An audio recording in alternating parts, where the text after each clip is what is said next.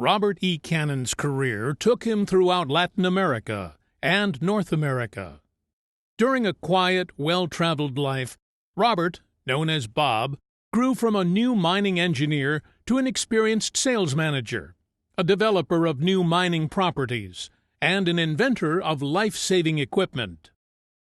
Bob began his career in Morenci, Arizona with Phelps Dodge, but quickly accepted a position in Latin America as a foreman at the Cerro Rico de Potosi mine in Bolivia before accepting the position as Latin American sales manager with Joy Global.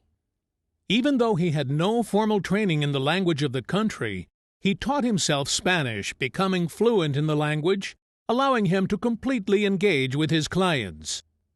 When World War II broke out, Bob returned to the U.S., joining the Army Air Corps. As a B-24 pilot, he flew for the 15th Air Force out of Italy until 1944. He was awarded the Distinguished Flying Cross for extraordinary action over Germany.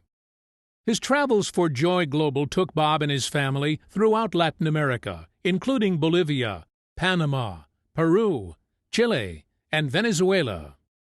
In Venezuela, he established his own consulting company, developing new mining properties for multiple operations, and was the primary explorer and developer of El Trueno mine, a 150 million-ton iron ore mine in Venezuela.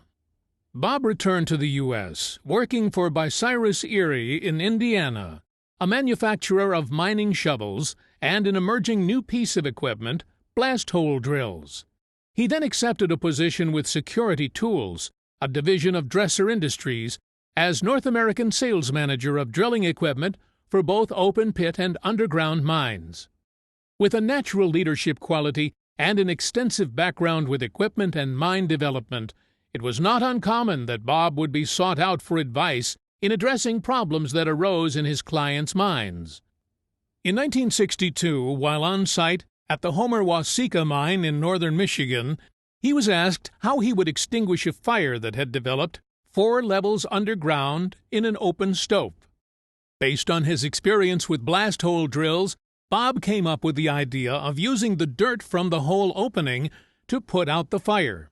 He initially thought this could be accomplished by creating a large raised hole, a circular hole between 2 levels of a mine, without the use of explosives.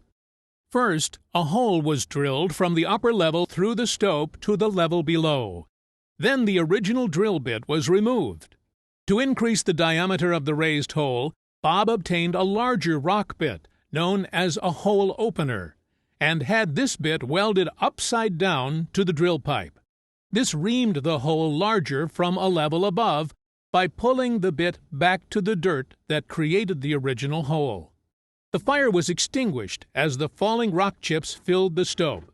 Because of Bob's ingenuity, there were no injuries to the workers. He drew upon this experience to design and patent the first raise drill. In addition to the raise drill, Bob was also responsible for designing the underground blast hole drill. Blast hole drilling is a technique used in mining whereby a hole is drilled into the surface of the rock, packed with explosive material, and detonated.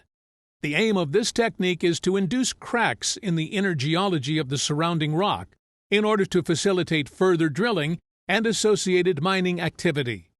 Blast hole drilling continues to be one of the primary surface drilling techniques employed in modern mining operations today. Both drills are used in virtually every underground mine in the world.